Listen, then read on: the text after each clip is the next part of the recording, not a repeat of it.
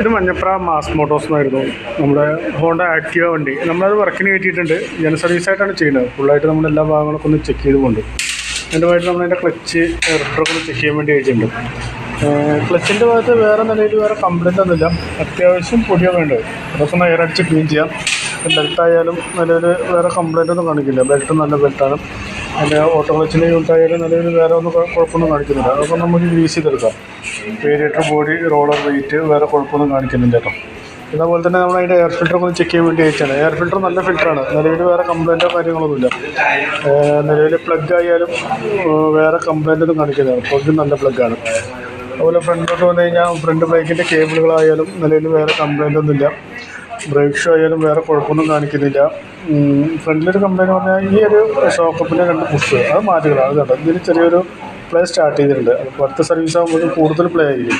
അപ്പോൾ അതിൻ്റെ ആ ഷോക്കപ്പിൻ്റെ 2 പുഷ് മാത്രം മാറ്റി കളഞ്ഞിട്ട് ലിങ്ക് പുഷ് നമുക്ക് ഗ്രീസ് ചെയ്തെടുക്കാം. വേറെ കുഴപ്പമൊന്നുമില്ല. ഇതിൻ്റെ ബാറ്ററിയൊക്കെ ഒന്ന് ചെക്ക് ചെയ്യാൻ വേണ്ടി അയച്ചാണ്. ബാറ്ററി 2021 മോഡൽ ആമറോണിൻ്റെ ബാറ്ററിയാണ് ഇരിക്കുന്നത്. നിലവിൽ സെൽഫൊക്കെ വർക്കിംഗ് ആണ്. എന്നാൽ പോലും നമ്മളെ ബാറ്ററിക്ക് വല്ല കംപ്ലൈൻറ്റ് ഉണ്ടോയെന്ന് കൂടി ചെക്ക് ചെയ്തുകൊണ്ട് അത് നമ്മളതിൻ്റെ വോൾട്ടൊക്കെ ചെക്ക് ചെയ്ത് നോക്കുമ്പോൾ 12.77 അത്യാവശ്യം വോൾട്ടൊക്കെ കാണിക്കുന്നുണ്ട്. ആ ടെസ്റ്റിലേക്ക് കൊടുക്കുമ്പോൾ ബാറ്ററി വല്ല ഡാമേജ് ഉണ്ടോ എന്ന് ചെക്ക് ചെയ്ത് നോക്കുമ്പോൾ കംപ്ലൈൻറ്റ് ഉണ്ടെങ്കിൽ നമുക്ക് ഇവിടെ കാണിക്കരുത്. ബാറ്ററി കംപ്ലൈൻ്റാണ്. ആ റെഡ് ലൈറ്റാണ് കത്തിയിരിക്കുന്നത്.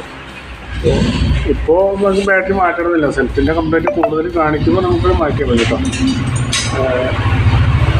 അതുപോലെ നമ്മൾ ആ ഫോറിൻ്റെ അവിടെയൊക്കെ പെയിൻറ്റ് ചെയ്യാൻ പറയാം. അപ്പോൾ ജസ്റ്റ് നമ്മളൊക്കെ ഫുള്ളായിട്ടൊന്ന് പെയിൻറ്റ് ചെയ്ത് വെച്ചിട്ടുണ്ട്.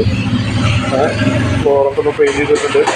ഒരു എഞ്ചിൻ ഓയിൽ ചെക്ക് ചെയ്ത് കഴിഞ്ഞപ്പോൾ എഞ്ചിൻ ഓയിൽ മാറ്റിയിട്ട് നമുക്കൊരു 3100 കിലോമീറ്ററോളം ആയിട്ടുണ്ട്. അപ്പോൾ എഞ്ചിൻ ഓയിൽ മാറ്റേണ്ട സമയമായിട്ടുണ്ട്. എഞ്ചിൻ ഓയിൽ കൂടി നമുക്ക് മാറ്റണം. അപ്പോൾ ഞാൻ എഞ്ചിൻ ഓയിൽ അടക്കമുള്ളൊരു എസ്റ്റിമേറ്റ് പറയാം.